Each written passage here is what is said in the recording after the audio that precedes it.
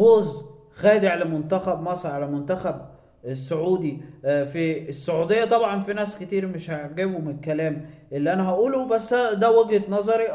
فوز خادع لانك انت بتلعب منتخب تصنيفه مش من اوائل الثلاث منتخبات في اسيا في التصنيف العالمي، حتى انت مسابقه باكتر من 20 مركز.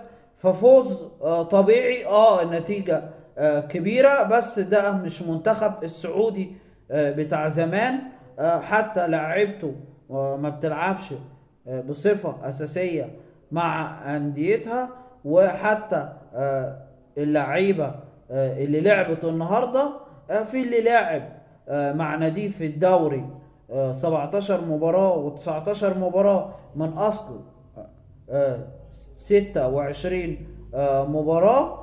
وبقية اللعيبة زي حارس المرمى النهاردة نواف، اللي كان سبب من أسباب إن المباراة تبقى كبيرة، النهاردة لعب 11 مباراة في الدوري السعودي. فلاعيبة منتخب السعودي متأثرة بعدم لعبهم مع الأندية، وأنا شايف إن الدوري السعودي ضر بمنتخب السعودية، باين في التصنيف العالمي والتصنيف الآسيوي. وحتى باين من النهاردة في المباراة إن منتخب السعودي النهاردة ما شفناش مصطفى شوبير لما لعب الشوط الأول، ولما اتبدل في الشوط الثاني ونزل الشناوي ما شفناش تسديدة خطيرة على مرمى منتخب مصر.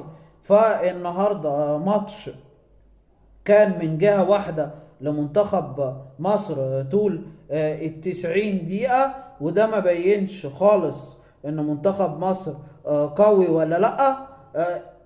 اللي هيبين لك ان منتخب مصر قوي ولا لأ هو الماتشين الجايين بين مصر واسبانيا ومصر والبرازيل.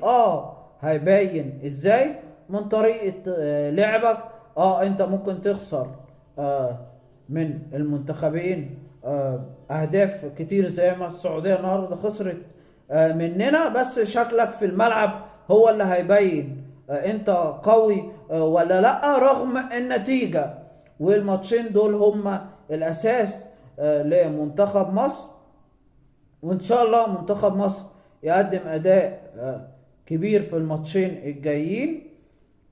طبعا الكلام اللي انا قلته عن ماتش مصر والسعودية في ناس كتير مش هيعجبك.